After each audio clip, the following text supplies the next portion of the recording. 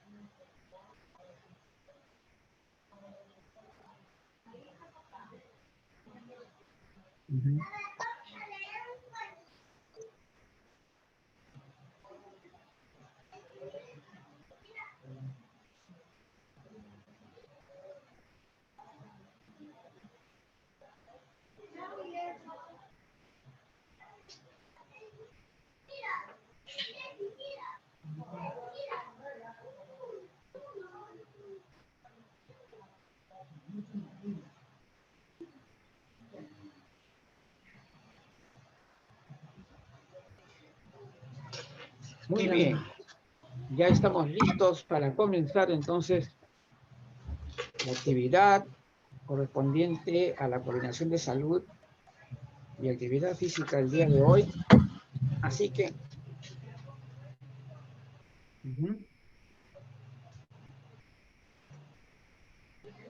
con el tema situaciones clínicas desafiantes en la nutrición del adulto mayor. Bueno, vamos entonces a hacer ese ruido. A ver. Ya. Bueno, ahorita ya sí tenemos que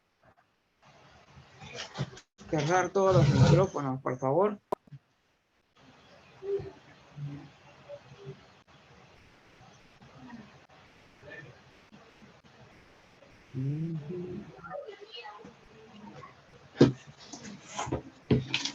Ya. Muy bien. Entonces, presentamos a Jimena Chávez Alonso, que es licenciada en Nutrición y Dietética, con mención en Nutrición Clínica de la Universidad Peruana de Ciencias Aplicadas de Lima. Culminó además es magíster en gerontología en títulos obtenidos en España y México. Jefa del servicio de nutrición de 2 residencias geriátricas del grupo Gero Vitalis, residencias acreditadas por el Ministerio de la Mujer y Población Vulnerable de Perú, encargada del área de nutrición en el adulto mayor del Centro de Especialidades Nutricionales de Perú. También es nutricionista de la residencia geriátrica Casa Osma de Parrán. Ha participado en seminarios, congresos y cursos de actualización de la Sociedad de Geriatría y Gerontología del Perú desde el año 2011 hasta la actualidad.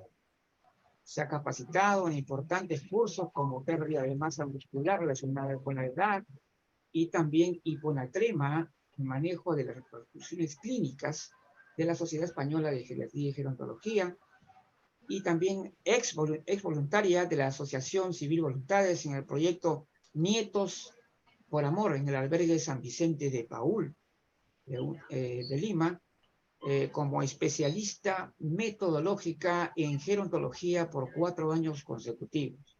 Actualmente también es voluntaria de la Asociación de las Bienaventuranzas del Padre Omar como nutricionista para los adultos mayores albergados. Forma parte del staff de nutricionistas de la revista Salud en Casa y es responsable de la sección de nutrición y del adulto mayor de la revista Bien de Salud. Desde el año 2011 trabaja en el sector privado y enfoca sus atenciones nutricionales de manera exclusiva para las personas, para la población adulta mayor. Bueno, yo tengo que agregar algo realmente que Jimena siempre la haya conocido como una gran profesional. He destacado siempre su participación, he tenido la oportunidad de tener incluso una entrevista presencial allá por el 2016, más o menos, 2015. Y aparte de eso, ella, ya saben ustedes que ella es integrante también del equipo interdisciplinario de la Central Informativa del Adulto Mayor en la Unidad de Salud y Actividad Física. Así que con mucho gusto le doy la palabra a Jimena para que inicie la conferencia del día de hoy. Hola, ¿qué tal? ¿Cómo están? Buenas noches. Un gusto también para mí poder participar, como siempre, apoyando a la central desde hace ya muchos años, realmente. Siempre es un gusto poder compartir por aquí. Siéntanse libres de hacer las preguntas necesarias. Vamos a hablar de un tema súper importante. En realidad son las situaciones clínicas desafiantes. ¿Y por qué desafiantes? Porque son las principales situaciones que se están viendo post-pandemia, que han ido desarrollándose con los adultos mayores. Como sabemos, los adultos mayores se han visto afectados por uno u otro motivo a raíz de pandemia, ya sea la inactividad física, el haber estado muy sedentarios, la pérdida de masa muscular, ¿no? La baja exposición al sol. Hay muchas situaciones en las que los adultos mayores se están viendo afectados y recién hoy por hoy, después de unos años, están viendo todas las repercusiones que ha tenido esa situación. Entonces son situaciones que yo las he estado viendo con mis pacientes y hoy quiero un poco con ustedes. Ya se está compartiendo, voy a ponerlo en proyección para poder conversar. Vamos a hablar un poco sobre la importancia, siempre, como Luis sabe, comienzo con este tema, porque en realidad la nutrición geriátrica todavía no se toma mucho en consideración la importancia que se tiene tenerlo como algo especial, ¿no? Porque normalmente se maneja la nutrición de manera generalizada para los adultos. En cambio, no se le toma en cuenta la especificación de nutrición para el adulto mayor como algo importante y necesario. El riesgo nutricional en el adulto mayor también lo vamos a conversar para poder entender un poco qué es lo que se está dando hoy por hoy y 3 tipos de casos: la alimentación en procesos reumatológicos y traumatológicos, la alimentación en sarcopenia y la alimentación en procesos neurológicos. Comenzamos con la importancia en la nutrición geriátrica. Tenemos diferentes puntos. El primero es conservar la salud, ¿no? En realidad, lo importante es tener una buena salud, una buena calidad de vida. En caso que se tengan algún tipo de enfermedad, poder complementar el tratamiento de estas enfermedades crónicas, ¿no? Poder facilitar, en todo caso, la recuperación después después de algún episodio médico. La nutrición también puede apoyar y evitar complicaciones en diferentes episodios médicos. Ayuda también a prevenir enfermedades, ¿no? Y definitivamente todo esto pues tiene mucho que ver con el tema de la calidad de vida, especialmente con el tema de funcionalidad. Si nosotros no tenemos una buena nutrición para preservar la salud y de paso tener una buena calidad de vida, definitivamente la funcionalidad se va a ver netamente afectada. El riesgo nutricional en el adulto mayor. ¿Qué factores van a intervenir en el estado nutricional y riesgo de desnutrición? El primero es los cambios fisiológicos. En el caso del adulto mayor ocurren muchísimos cambios fisiológicos que pueden afectar la nutrición, ¿no? Vamos a ir hablándolos poco a poco. Enfermedades infecciosas. Definitivamente su sistema inmunológico puede verse afectado por alguna u otra situación, por ingesta de alimentos, por algún fármaco, por alguna situación aguda. Entonces, muchas veces esto los puede hacer desencadenar en alguna enfermedad infecciosa. Son más propensos a tener alguna enfermedad infecciosa y estas enfermedades van a poder afectar probablemente el estado nutricional y el riesgo de desnutrición, porque generan mucho gasto calórico a nivel corporal y pueden ocasionar definitivamente un alto riesgo nutricional. El entorno físico también juega un rol súper importante, porque muchos adultos mayores tienen definitivamente una situación familiar, una situación amical súper importante a considerar. El entorno físico es vital en ellos y definitivamente el apoyo constante también. Aquí tenemos que trabajar mucho el tema de con un apoyo psicológico, ¿no? En muchos casos asistentes sociales, para ver cuál es la situación del paciente y poder manejarlo. Y a veces uno se puede preguntar, ¿en qué afecta esto a la nutrición, no? En mucho, porque si nosotros no tenemos un entorno, si nosotros no tenemos un entorno físico adecuado y definitivamente tenemos situaciones familiares un poco delicadas, esto lo que puede ocasionar es que el paciente no esté tranquilo, puede afectar su ingesta de alimentos, puede afectar su, la parte psicológica, mental. Entonces, ahí hay puntos importantes que tenemos que considerar. La posición socioeconómica también, a pesar de que siempre este tema es un poco difícil de poder conversar. Hoy me están diciendo que avancen las diapositivas, pero las estoy avanzando. No estamos viéndolas, qué raro. Ahora recién ahorita, ¿ves? Qué Ahora sí. raro. Sí, No me deja avanzar. Sí, Cuando lo proyecto no me deja avanzar. ya, porque no estábamos viendo las diapositivas. Ahorita Sí, recién pues. veo que las has colocado. Ya, bueno, a ver. A ver, lo dejaré así porque no me va a dejar proyectar, parece. Qué raro. Bueno, no A importa, pero ver, lo importa bueno, que tú lo veas y tú lo transmitas, pues, pero... claro. Bueno, hablamos de la posición socioeconómica, que es súper importante también.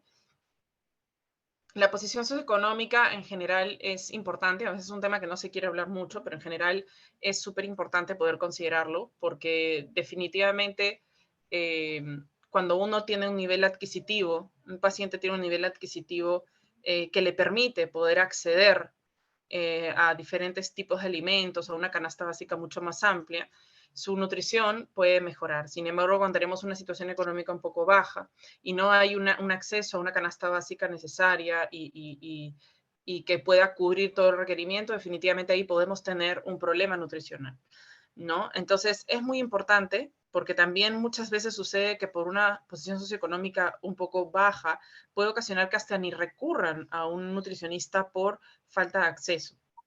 Ahora, también otro punto importante es la dependencia en actividades instrumentales. Es muy importante considerar que muchas veces por un estado nutricional bajo o un riesgo nutricional se puede ver afectada toda la parte de actividad, tanto las actividades básicas de la vida diaria como también las actividades instrumentales.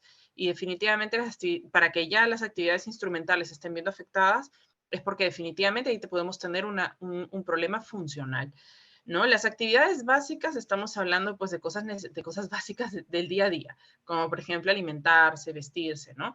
Las actividades instrumentales ya son actividades un poco más complejas, que pueden como cocinar, ¿no? Ya actividades un poco más, hacer limpieza, por ejemplo, ¿no? Entonces, cuando estas actividades ya se están viendo afectadas, ya se ve que hay un problema de funcionalidad.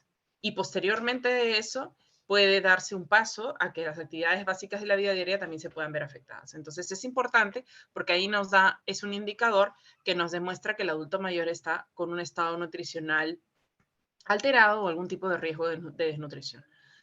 Los fármacos en particular también es un punto importante. Hay algunos fármacos que tienen la característica de ser de incrementar la ingesta y hay otros fármacos que tienen la capacidad de disminuir la ingesta de alimentos porque actúan a nivel hormonal.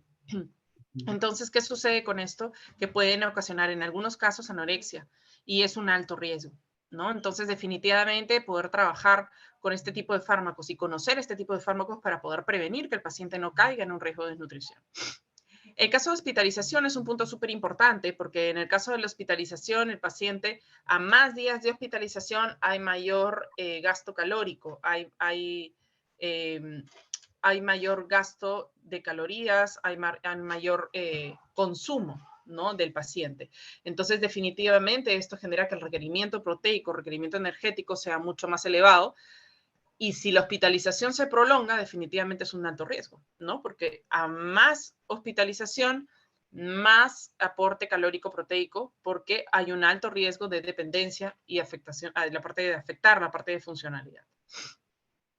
Por otro lado, también el hipercatabolismo y aumento de necesidades, justamente va de la mano con la hospitalización. Cuando hay una mayor estancia hospitalaria, hay un hipercatabolismo y hay un aumento de las necesidades del paciente. ¿Y el hipercatabolismo qué es? Es cuando nuestro cuerpo pasa por un estrés fisiológico y empieza a consumir por completo todo lo que está dentro de nuestro cuerpo. Entonces empieza a consumir nuestra reserva proteica, nuestra reserva de grasa. A veces uno cree que cuando hay una mayor estancia hospitalaria y el paciente baja de peso, a veces creen que es positivo, pero en realidad no es positivo, porque nuestro cuerpo no es que tiene un hipercatabolismo y empieza a consumir la grasa primero. Lo primero que consume es la reserva proteica y la masa muscular.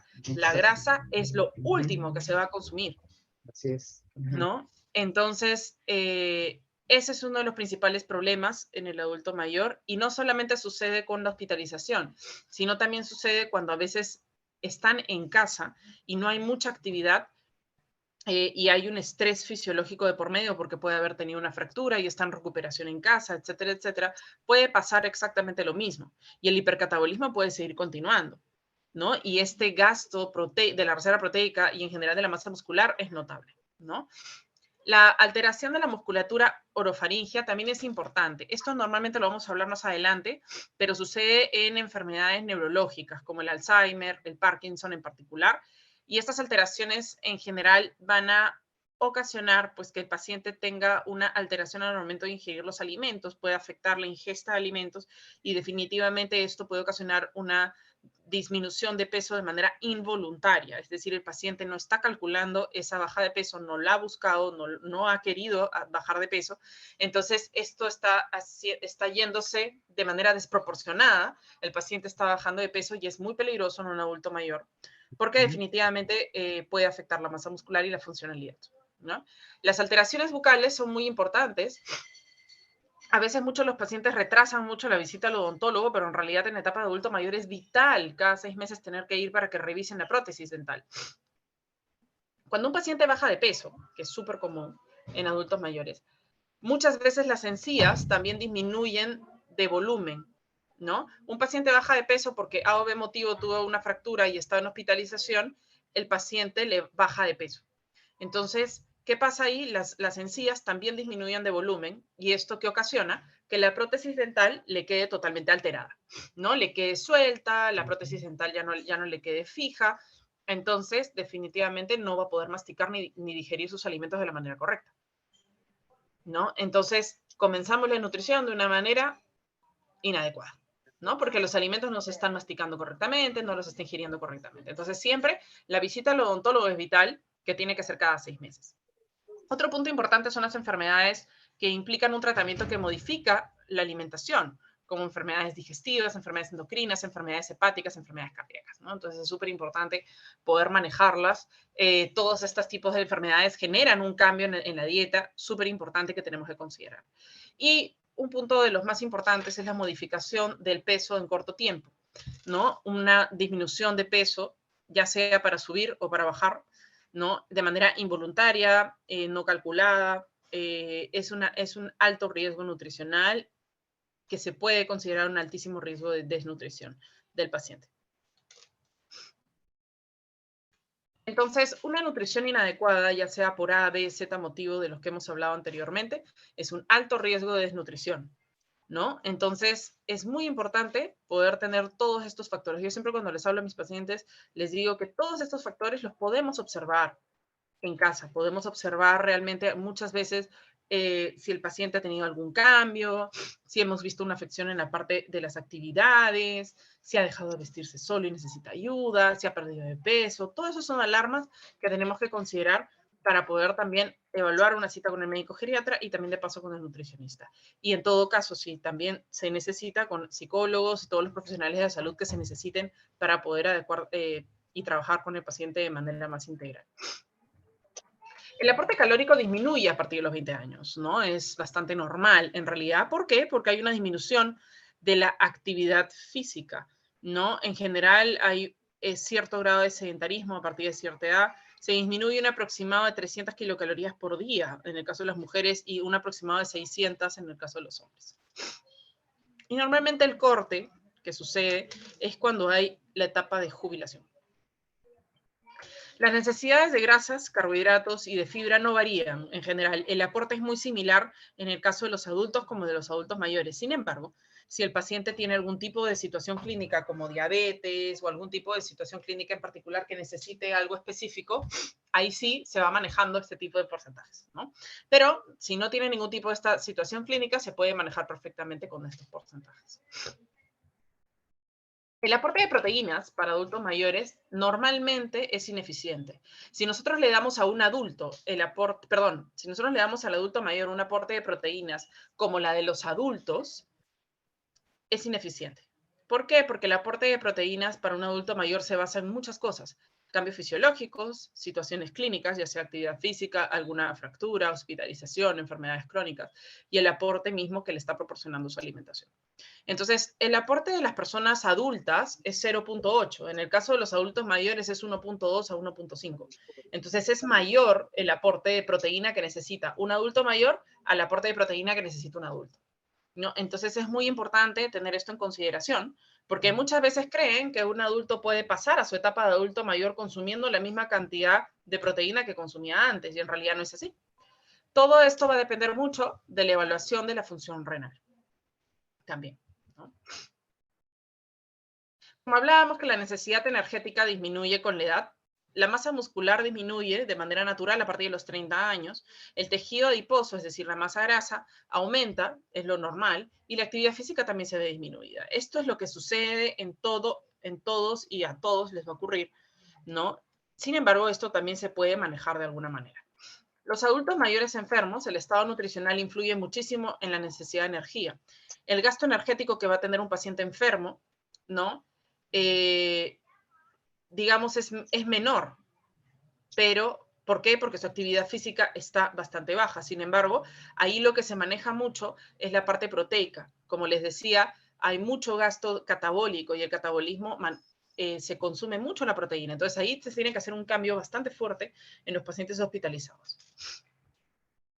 Vamos a comenzar con el tema de los casos.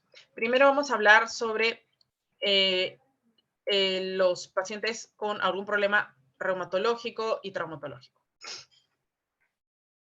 En las personas femeninas, digamos las mujeres, son mucho más susceptibles a tener osteoporosis en edades más tempranas.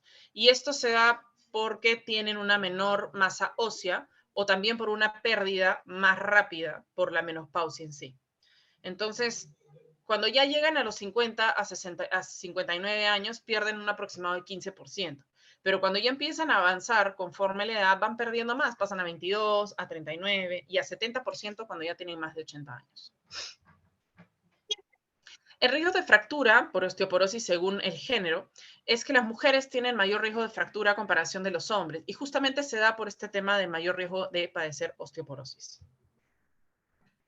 La osteoporosis primaria, en realidad, se clasifica de dos tipos. Tenemos la osteoporosis tipo 1 y la osteoporosis tipo 2. En la osteoporosis tipo 1, nosotros vamos a hablar de pacientes de 50 a 75 años. Hay un alto recambio óseo. Normalmente se debe a una falta de estímulo de estrógenos. Hay de 6 mujeres le da a un hombre, ¿no? Y normalmente se da una pérdida anual de 2 a 3%, ¿no? Dentro de los 10 a 6 primeros años de vida postmenopausia. Y las fracturas suelen ser vertebrales. Y normalmente este tipo de osteoporosis se le llama postmenopáusica. Sin embargo, hay osteoporosis tipo 2 que se le conoce la osteoporosis senil, que se da a partir de los 75 años. ¿Por qué? Porque tiene un bajo recambio, se le da de 2 mujeres a un hombre y normalmente ocurre en fracturas del fémur, de la pelvis, del húmero, ¿no? Es bastante común también. La osteoporosis y las caídas. Eso es muy importante tener en consideración de que cuando un paciente tiene una disminución de masa ósea, que también se puede dar no solo por la menopausia, sino también por un alto riesgo de nutrición, porque cuando no hay una buena ingesta, definitivamente ahora vamos a hablar de eso, no solamente es el calcio y la vitamina D, ¿no? Y eso es algo que se creía, pero no, no solamente es eso. Necesitamos tener una buena nutrición completa para poder cubrir todo lo que se necesita para nuestra masa ósea. Y es muy importante considerar el riesgo de caídas, ¿no? Ahora, el hueso osteoporótico Como pueden ver, es un hueso abierto, tiene los huecos mucho más grandes.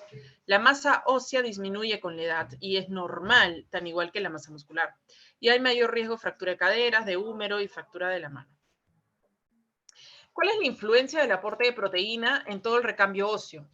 Nosotros cuando tenemos un aporte bajo de proteína, hay una resorción ósea muy alta, ¿no? En cambio, cuando tenemos un aporte completo y suficiente de proteínas, la resorción ósea está controlada. Cuando tenemos un aporte bajo de proteínas, la formación ósea prácticamente es nula. Sin embargo, cuando hay un aporte de proteína suficiente, hay una excelente formación ósea. Cuando hay una pérdida de hueso, por ejemplo, cuando hay un bajo consumo proteico, hay mayor pérdida de hueso, pero cuando hay un aporte suficiente de proteína, la pérdida de hueso es mucho menor. Entonces, como hablábamos, definitivamente no solamente es el calcio y la vitamina D, también es muy importante que la proteína esté completa. Ahora, ¿qué pasa con todo esto? Que la proteína está en todas las partes de nuestro cuerpo, todos los fluidos de nuestro cuerpo, hablando en general de todos los fluidos, desde el moco, ¿no? Es proteína. Todo tiene proteína. Nuestras hormonas son proteínas, nuestras enzimas son proteínas. Todo es proteína. Entonces, si nosotros no tenemos una buena ingesta proteica, nuestro cuerpo se va a desbalancear, ¿no? Entonces, un aporte alto de proteína aumenta definitivamente los marcadores de salud ósea y hay menor riesgo de fractura, ¿no? Entonces, un aporte bajo de proteínas es un altísimo riesgo de fractura de osteoporótica. El 99% del calcio está en nuestros huesos. Un adulto mayor necesita un aproximado de 1200. Y la vitamina D es muy importante para que el calcio se pueda absorber. La vitamina D es un tipo de vitamina liposoluble. Es un esteroide que se sintetiza gracias al colesterol que tenemos en nuestra piel. Al exponerse a la luz, ¿no? Con el colesterol que tenemos en nuestra piel, puede producir esta vitamina D que va a poder ayudar a mantener el equilibrio del calcio, ¿no? Muchas veces es insuficiente, como en el caso de la pandemia, ¿no? Y en estos casos se necesitaba suplementación, ¿no? Ahora, ¿qué pasa con esta vitamina D? Nosotros podemos consumir la vitamina D y seguir consumiendo nuestra vitamina D, pero si no tenemos, la vitamina D es una vitamina liposoluble. Si nosotros no la acompañamos con algún tipo de grasa, no va a servir de nada que se consuma en el suplemento. Lo importante es poder consumir el suplemento en caso que el paciente lo necesite, ¿no? O en todo caso, recibir los rayos solares, pero tener un buen consumo de alimentos ricos en grasas saludables para que esta vitamina se pueda absorber de la manera correcta.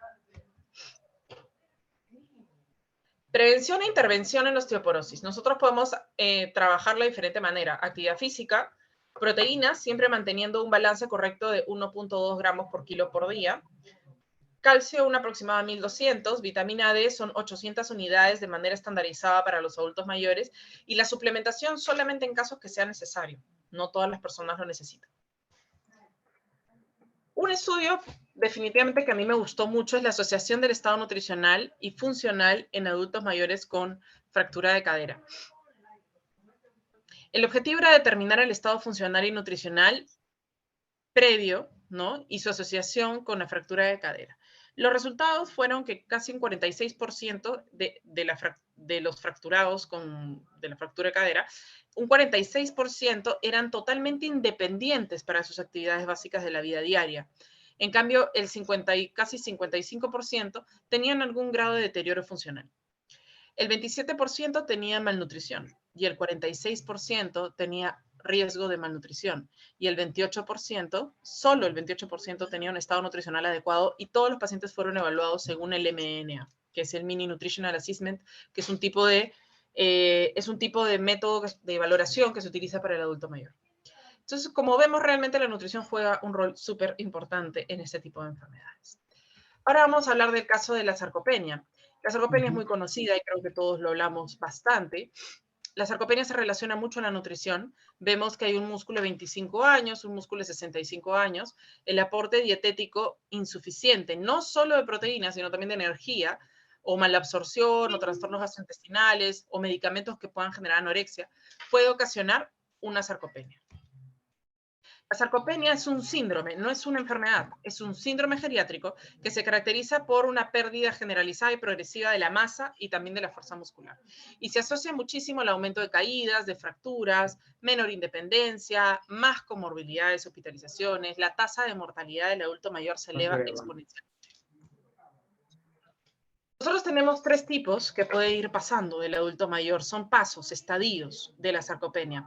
La presarcopenia, donde solamente se ve masa muscular, y es el mejor momento para poder detectarlo, ¿no? Después viene la sarcopenia, que es la masa muscular y la fuerza muscular disminuida, pero se empieza a ver que el rendimiento se está viendo afectado. Y el estadio de la sarcopenia intensa o severa es cuando ya el rendimiento, la masa muscular y la fuerza muscular se está viendo 100% afectada. La manera de poder diagnosticarla en general, se recomienda identificar pacientes con deficiencias en la función física y lo ideal es poder cuantificar bastante la fuerza muscular a través de la fuerza prensil y la masa muscular para poder confirmar el diagnóstico.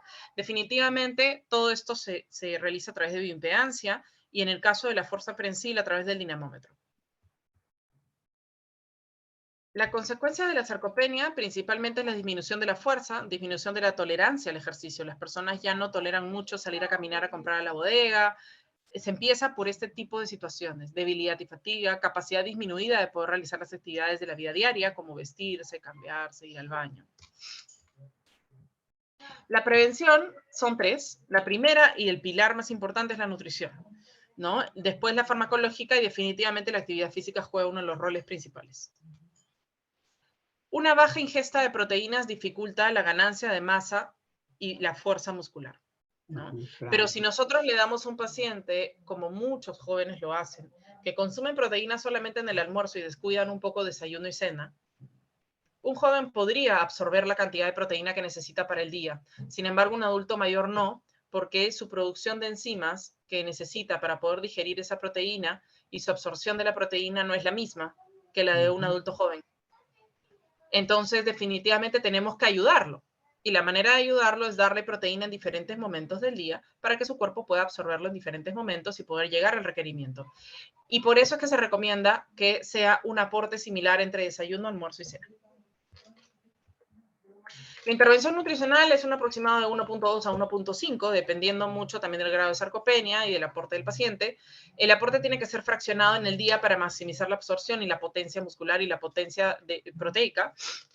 Tienen que ir sí o sí carbohidratos y grasas, no solamente es proteína. Si nosotros le damos solo proteína sin un buen balance con carbohidratos y grasas, la proteína se va a quedar en el aire y no se va a absorber. Necesitamos un buen balance para que utilice las grasas y los carbohidratos para poder absorber esa proteína. Uno de los aminoácidos más importantes es la leucina, que es uno de los principales para la formación de la masa muscular. De todas maneras deben de haber escuchado del hidroximetilbutirato, que es definitivamente uno de los principales en la formación muscular. Este hidroximetilbutirato se forma a través de la leucina. Entonces, definitivamente es uno de los aminoácidos principales. Y muchos de los suplementos realmente de proteína tienen más alto este tipo de aminoácidos, especialmente los enfocados en adulto mayor. La vitamina D disminuye mucho también el riesgo de sarcopenia. Se ha visto que la vitamina D ayuda mucho a la reserva proteica y a la formación de fibras musculares, así que también es muy importante mantener un buen aporte de vitamina D. Ayuda mucho al deterioro, a evitar el deterioro funcional y las caídas.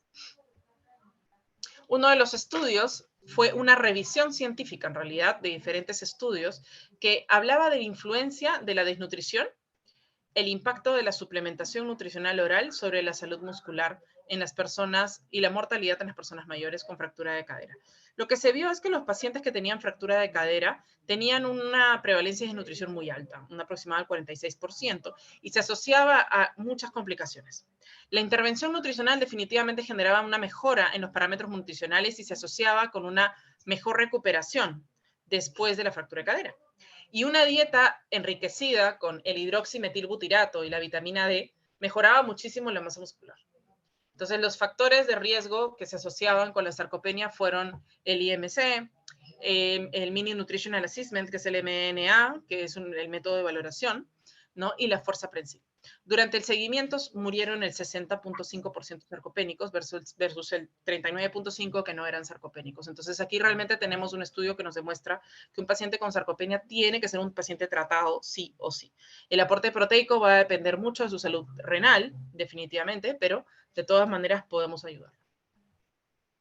Y el caso que es uno de, realmente, no les podría decir uno de mis favoritos, porque creo que es terrible hablar de una situación clínica, pero creo que como profesional de nutrición, poder jugar un poco con los alimentos es una de las cosas más interesantes. Y la alimentación en procesos neurológicos es eso, es jugar mucho a qué alimento poder proporcionarle al paciente. La disfagia. La disfagia es uno de los principales complicaciones que se le da a un paciente con problemas neurológicos. La disfagia es la dificultad para tragar o para deglutir los líquidos o sólidos, porque tiene una afección o más fases, de una o más fases de la deglución. Puede presentarse en la formación inicial del bolo alimenticio o al momento de desplazar el bolo alimenticio desde la boca hasta el estómago, ¿no? Y la odinofagia es otro tipo de, término. La odinofagia en general es el dolor que se da al pasar el alimento. Esto puede pasar por un resfrío, puede pasar cuando tenían el COVID, que al momento de pasar los alimentos generaba mucha raspera, mucho dolor, y normalmente sucede con alimentos con mucha temperatura radical como el frío o el caliente, especialmente los alimentos calientes. ¿Cuáles son las consecuencias de la disfagia? Puede ocasionar una aspiración, ya sea traqueal o bronquial, si es que no se lleva una buena alimentación, porque los alimentos o el agua pasan a la tráquea o a los bronquios, ¿no? O también aspiraciones silentes, donde la saliva, ¿no?, se va por debajo de las cuerdas vocales y generan muchas complicaciones, hasta una infección. El envejecimiento no genera disfagia, eso es algo que se tiene que entender, ¿no? Ajá. Aunque hay muchos cambios que se dan asociados a la edad, que pueden afectar diferentes fases de la deglución, y esto lo vamos a hablar. La fisiología en general de la deglución normal y los cambios que se dan con la edad, ¿no? Por ejemplo, nosotros tenemos que por la edad pueden haber pérdida de piezas dentales, por ende los alimentos no se trituran correctamente, ahí tenemos un punto importante en la salud bucal, que definitivamente la masticación y la formación del bolo no se están dando de la manera correcta. Luego, hay un tema también con el desajuste de la prótesis, ¿no? Porque la prótesis puede quedar totalmente suelta, ¿no? Atrofia en los músculos de la masticación, disminución de la producción de saliva, ¿no? Porque la disminución de saliva es muy normal, ¿no? Es bastante normal. ¿No? Entonces, definitivamente, al haber una disminución en la producción de saliva, el bolo no se forma de la manera correcta. Ahora, otro de los cambios con la edad que pueden afectar un poco la ingesta de alimentos, disminuye el tono muscular y puede alterar un poco la parte del aclaramiento de la faringe. Mayor propensión al desarrollo de divertículos, que también puede ser un problema. La epigliotis, que puede estar un poco más lenta, ¿no? Y definitivamente el mayor tiempo del apnea, ¿no? Nosotros al tener un poco más de tiempo de la apnea del sueño puede afectar notablemente la deglución porque el paciente no está despierto, no está pilas. Entonces, si nosotros no comemos despiertos, no hay una buena conexión entre el encéfalo y mandando toda la información necesaria, es decir, tienes que comer y masticar correctamente. Ahora, ¿cuáles son las causas más frecuentes de la disfagia? Lo primero es un accidente cerebrovascular, pero también tenemos propias del adulto mayor como el Parkinson, el Alzheimer y algunas neoplasias de cabeza y cuello. En cuanto al tema del Parkinson y el Alzheimer, podemos ver que es casi un 50%. Y les puedo decir que es muy frecuente, ¿no? Muy frecuente, lo manejo, por no decirles, casi todos los días. El objetivo del tratamiento es conseguir que el paciente tenga un estado adecuado de hidratación, porque muchas veces la hidratación es uno de los principales problemas. Disminuir el riesgo de aspiraciones, disminuir el riesgo de complicaciones médicas por la disfagia, conseguir lo máximo de funcionalidad en la deglución con terapias, valorar las necesidades nutricionales y las formas más adecuadas de poder suplementarlo, porque un paciente con disfagia tiene que suplementarse, ¿no? Y orientar otras vías de alimentación, ¿no? Si el paciente necesita sonda, gastrostomía y ionostomía, va a depender mucho de la familia y del médico. Indicaciones para la disfagia son muchas. Lo importante es mantener una postura 100% erguida, sentada, ¿no? Para que los alimentos puedan pasar correctamente y mantener esa postura 20 minutos posterior a la ingesta. Realizar una adecuada limpieza bucal, tanto antes como después. Iniciar con cantidades muy pequeñas, permitir que el paciente lo huela, permitir que el paciente pruebe el alimento antes de ingerir grandes bocados. Instruir al paciente para que decirle que si necesita toser, que tosa, porque la tos es la manera de poder expulsar los alimentos que se pueden aspirar. Seleccionar los alimentos según textura y sabor. Esa parte la vamos a fortalecer un poquito más adelante, pero de todas maneras lo importante es que los alimentos tengan una buena cantidad de condimentos porque esto genera mayor gusto y poder masticar correctamente y ganas de comer.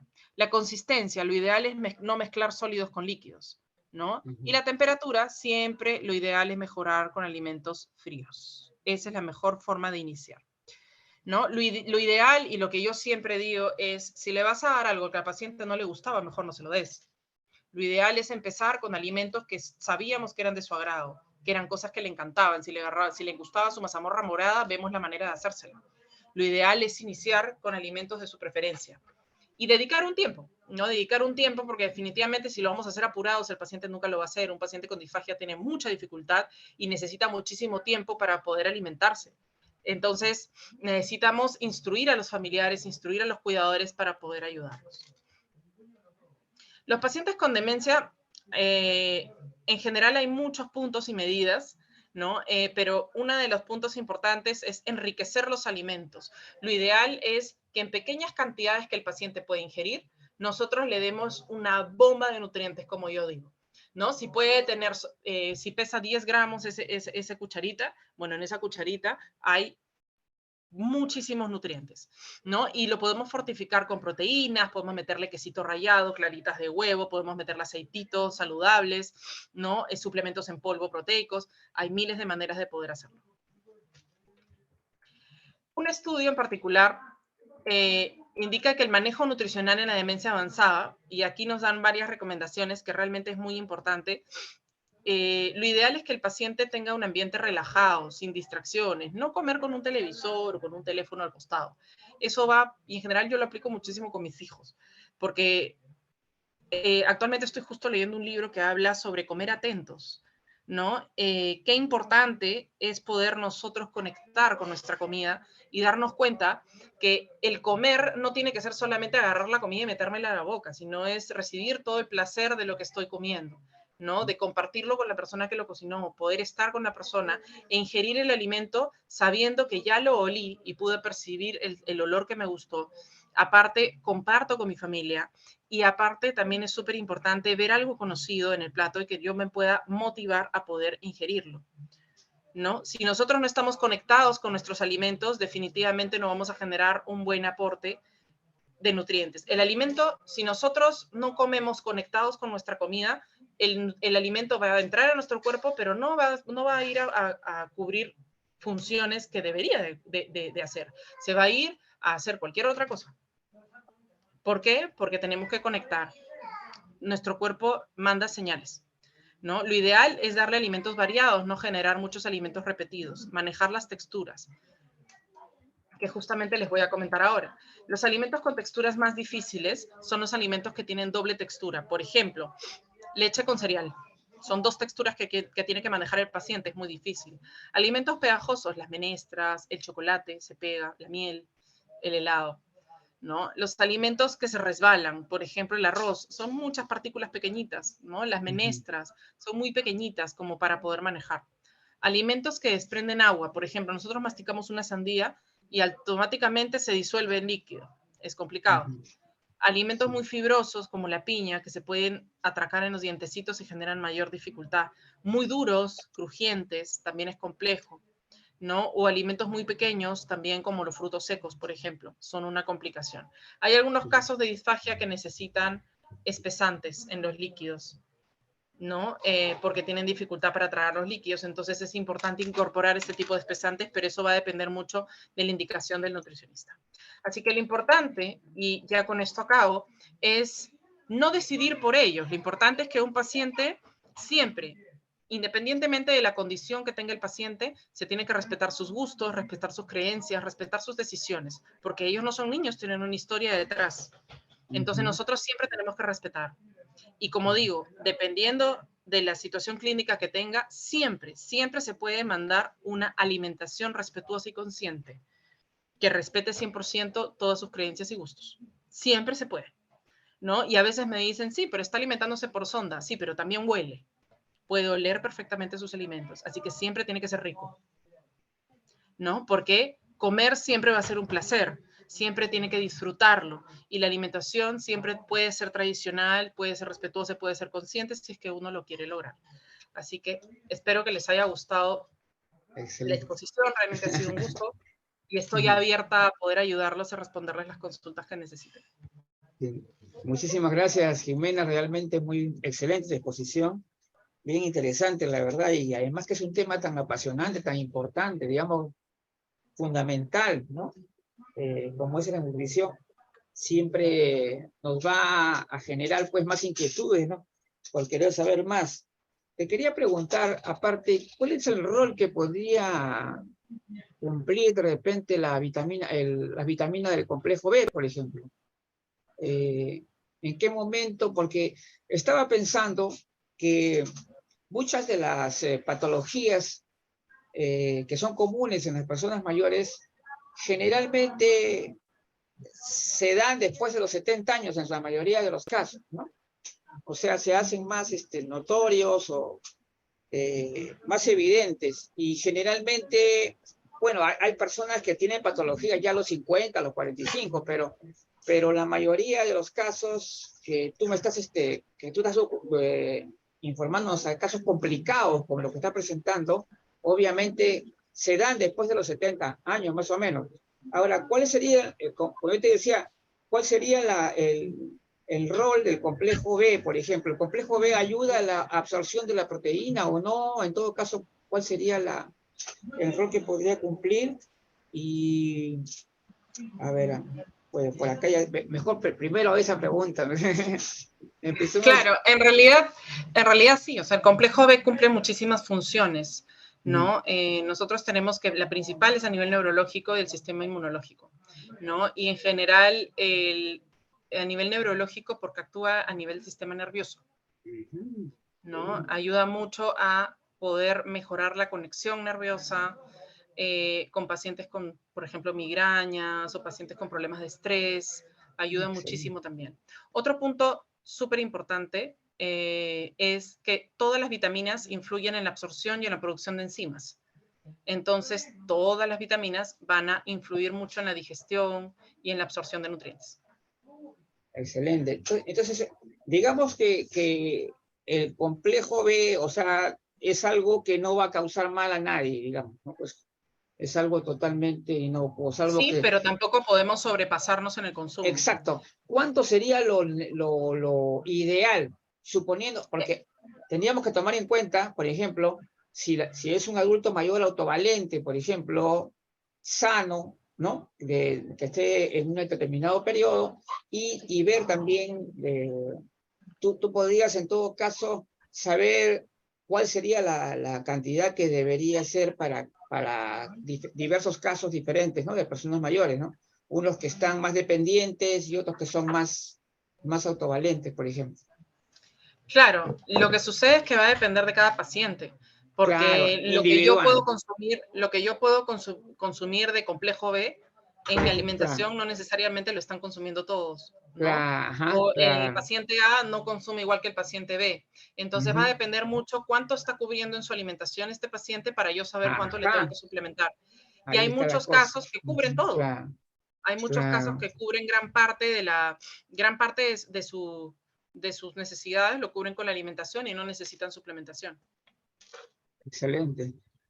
Bueno, a ver, aprovechen la oportunidad, por favor, que está Jimena aquí para que puedan preguntarles, porque realmente es algo muy importante lo que está tratando el día de hoy.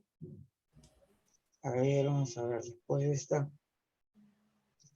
Okay, a ver, vamos a poner ahora sí, creo que ya van a poder, no, ya está activado los micrófonos, ya pueden hacer sus preguntas. Está ya Raiza, sí, adelante, Raiza.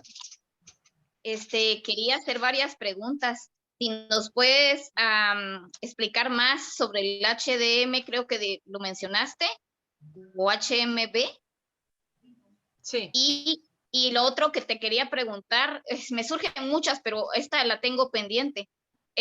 Tú has hablado en otras conferencias de la importancia del calcio a través de la leche, de la ingesta de la leche de vaca, pero yo encontré un artículo que dice, no lo pude ver bien porque lamentablemente lo perdí de vista después, pero el punto es que es una leche como mejorada, que está deslactosada, debido a que el 65% de la población mundial dice que somos intolerantes a la lactosa. Entonces, esta leche es como mejorada. No sé si tú tienes conocimiento de alguna nueva una innovación en el sentido de las leches. Y esas eran mis dos preguntas de principio, porque tengo muchas. Gracias. Un placer siempre. Excelente todo.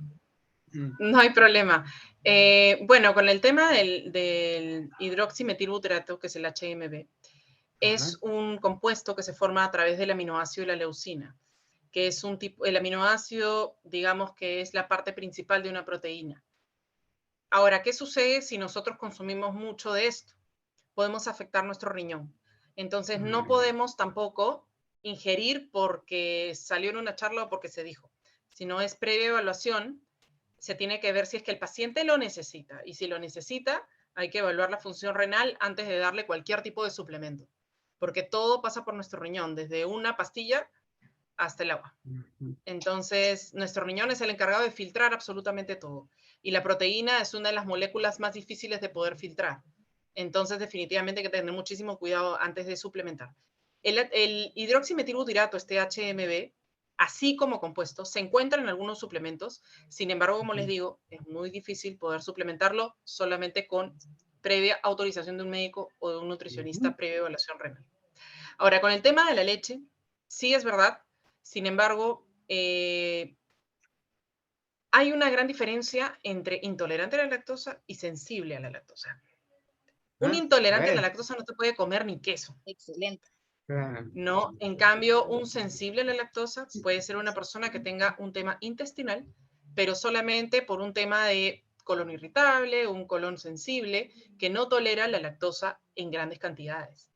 Pero sí puede consumir queso, puede comer yogur, que también tienen lactosa, pero no las tienen en grandes cantidades como la leche. Entonces es muy relativo. La única manera de poder saber si una persona es intolerante a la lactosa es con un examen bastante riguroso. No solamente es descartándose alimentos, porque pueden ser muchos factores, ¿no? ¿Y qué pasa si nosotros nos suprimimos por completo la lactosa y después de la nada queremos volver a comer? Nos podemos generar nosotros mismos una intolerancia por suprimir por completo la lactosa. Entonces hay que tener muchísimo cuidado. Sí, porque nuestro cuerpo se acostumbra a no producir esta enzima que se llama la lactasa. Entonces nuestro cuerpo se acostumbra a no producirla porque no tiene necesidad. Nuestro cuerpo es muy inteligente. Porque estás tomando sin lactosa. Exactamente. Y después cuando queremos volver a regresar a consumirla de adultos, ya nuestro cuerpo ya no es tan inteligente como cuando era de niños, ¿no? Entonces, definitivamente es más complicado. Pero definitivamente con este tipo de alimentos que mencionas, yo siempre recomiendo que hay que evaluar si es que se va a tomar una leche deslactosada. Para mí, más importante que una leche deslactosada, si es que no tienes el diagnóstico de intolerancia, prefiero 1000 veces que sea una leche descremada, porque la leche descremada tiene baja cantidad de colesterol. Claro que sí, buenísima. Oh, buenísimo. Sí. Y perdón, abusando, voy a hacer otra pregunta que es bastante importante. Sí. Hay un estudio que no sé ahorita qué tan válido sea, no sé, pero ya me ha sonado en varios lugares y a lo largo de los años tengo esta duda.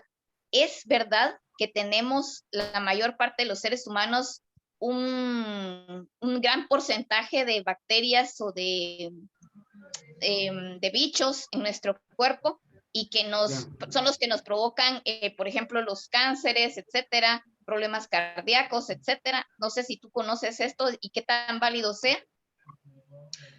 En realidad, a veces se confunde definitivamente el tema de los bichos. Nosotros estamos llenos de bacterias. Llenos de bacterias. Siempre ¿no? Claro. Y algunas son positivas. Sin embargo, si nosotros tenemos bacterias, hay muchas que son positivas. Es más, hay muchas bacterias que forman parte de nuestro sistema inmunológico. Entonces, porque nos ayudan a la fermentación a nivel intestinal y esta fermentación ayuda a elevar nuestro sistema inmunológico. Es un tema súper completo, este tema de la microbiota es alucinante. Hay especialistas que son en temas de microbiota, es increíble. Sin embargo, sí es verdad que hay algunos parásitos que pueden ocasionar un daño a nivel de nuestras células. Sin embargo, eso se puede trabajar de manera adecuada, pues no con un profesional que lo pueda detectar a tiempo. El tema de los cánceres, más lo que se provoca es por células dañadas, ¿no? Que puede ocasionar una célula cancerosa, ¿no? Y esto sí puede darse por una baja ingesta de antioxidantes más que otra cosa. Los antioxidantes y las vitaminas en general son las encargadas de poder batallar con cualquier tipo de estos radicales libres que vienen a ser este tipo de sustancias que van a afectar nuestras células y que las pueden volver cancerígenas o generar cualquier otro tipo de enfermedad, hasta el envejecimiento. Y increíble, gracias, muchas gracias. Buenísimo. Jimena, quería a que nos hablemos un poquito del agua. Ya se está dejando de lado ya esto de las 8 vasos de agua, no sé. La vez pasada, bueno, me refiero que cuando tú consumes agua, te estás hidratando, claro, vas a tomar agua pura, que también es muy saludable, por supuesto, pero también nosotros consumimos agua en varios alimentos, ¿no es cierto? En los lácteos, en el café, en el té y en las frutas. Es decir, últimamente he visto artículos que están cuestionando eso de los famosos 8 vasos de agua, porque dicen que nosotros ya estamos consumiendo bastante agua en varios alimentos y que eso debería ser considerado. No sé cuál es tu punto de vista con respecto a esto. Y lo otro es con respecto al sol y la vitamina D, ¿no? Y la vitamina D. ¿Cuánto es lo que deberíamos exponernos al sol para poder captar un poco de la vitamina D? Como por ejemplo, yo puedo ir a hacer mis compras al mercado, por ejemplo, y en esa caminata de ir y venir del mercado, yo puedo captar esa vitamina D del sol. No sé, espero tu respuesta sobre el agua y sobre el sol. Claro, con el tema del agua sí estoy un poco de acuerdo. Antes se consideraba que tenían que ser 8 vasos de agua, pero en realidad no es así. Tiene que ser una totalidad, ¿no? En general del día. Lo ideal es que se pueda cubrir una cantidad aproximada, va a depender de cada persona, pero en realidad puede ser entre 2.000 a 1.800 de volumen total. El nivel de actividad tiene que ver ahí. También, pero definitivamente en la parte de hidratación, viéndolo como una persona estándar, digámosle así, tiene que ver mucho con el tema del peso, edad, ¿no? Pero definitivamente se tiene que evaluar un aproximado de 1.800 a 2.000 de volumen total. Este volumen total incluye líquidos. Sin embargo, hay algunos líquidos como las gaseosas, el café, que no hidratan. Esos no suman. No, eso no. Nosotros, y líquidos que tengan azúcares añadidos tampoco suman. Azúcares añadidos me refiero al azúcar. Claro, no a los que uno le echa azúcar y ya no suma automáticamente. No suma porque entonces, no en este caso nos hidratamos con el agua y con las frutas. ¿Correcto? Con las frutas, puede ser las cremas de verduras, las sopas en general. Eso ¿no? Las mismas verduras que tienen alto contenido de agua, ¿no? Perfecto. En realidad es más fácil de cubrir si es que uno lo evalúa así en macro, ¿no? Porque a veces uno cree que tiene que tomarse los 8 vasos de agua, pero no necesariamente. Y con el tema del sol va a depender mucho también. Lo ideal es poder solearse en una hora donde no haya mucho sol, especialmente en estas épocas. Claro. Pero poder recibir los rayos solares unos 20 a 25 minutos. Ya, entonces estamos tomando bien la cantidad de sol. Por eso es bueno salir de compras, ¿sabes? Es una actitud muy saludable. Al menos, sí. Bien, entonces, a ver, si es que ya no hay más consultas, tenemos que agradecerle su participación. Bien, sí. Solo una última. Wendy también. Adelante. Bueno, ya aprovechen entonces el momento. A ver. ¿Quién dijo también Raiza y quién más? Wendy, ¿me dijiste? Wendy tiene una consulta sobre la dieta. En el chat la puso. Ah, sí, una dieta alcalina, ya. una dieta Algo- alcalina es mejor que una dieta normal. Ya. Esa es su pregunta. En realidad va a depender, ¿no? Yo no soy partícipe de utilizar un tipo de dieta en específico y generar cambios drásticos en la alimentación, porque no es llevadero a largo plazo, ¿no? En realidad, se ha visto en muchos estudios que cuando una persona adquiere una dieta muy estricta, porque llevar una dieta alcalina no es muy abierta, siéndoles honesta, no es un tipo de alimentación tan flexible. Entonces, te limita de muchos alimentos. Entonces, llevar ese tipo de alimentación no es llevadero a largo plazo.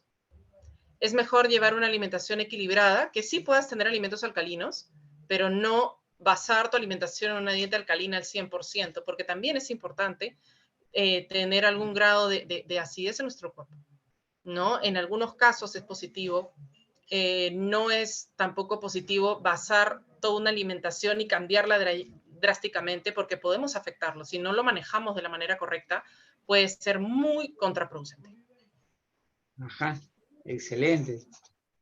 Algo, bueno, yo quería, aparte de agradecerle también a la participación de Jimena y por supuesto de todos ustedes que están participando, que han hecho tan interesantes preguntas y comentarios, también decirles que esperamos hacer muy pronto un evento que se va a basar ya no tanto en las cuestiones de problemas de salud, sino más bien en una especie de proyecto para el envejecimiento activo, es decir, para generar justamente ya la parte preventiva, la general salud, ¿no? Tener un envejecimiento positivo, exitoso. Entonces, ese evento lo vamos a realizar justamente con diversos especialistas, porque eso tiene que ser tomado de varios temas, ¿no es cierto? Por ejemplo, podríamos ser de nutrición, como también podría ser también el tema de actividad física y otros temas de prevención que pueden venir desde el ámbito, también desde una visión gerontológica. Yo creo que también, o sea, vamos a tratar la próxima vez, el tema va a ser justamente para prever, ¿no? Para que no ocurran tantos hechos lamentables que tenemos que enfrentar durante la vida. Muy bien, muchas gracias a todos. Y mañana no se vayan a olvidar que mañana tenemos como siempre, los martes, el programa gerontológico de los gerontológicos y también los sábados es el gerontológico de los sábados. En este caso vamos a tocar una serie de temas muy interesantes y muy poco tocados. Por ejemplo, vamos a hablar un poco de temas un poquito polémicos, como por ejemplo el amor intergeneracional y otros temas que no han sido tratados normalmente. Entonces vamos a tratar varios temas interesantes mañana y queremos que ustedes también participen con sus opiniones y en los comentarios, ya que como ustedes saben, vamos a realizar un diálogo abierto sobre varios temas gerontológicos de actualidad el día de mañana. Así que los esperamos mañana a las 7 de la noche. Excelente, Luigi. Muchas gracias a Jimena. Ahora sí, ya nos Bendiciones. despedimos. Ok, adiós. Muchísimas gracias. Hasta luego.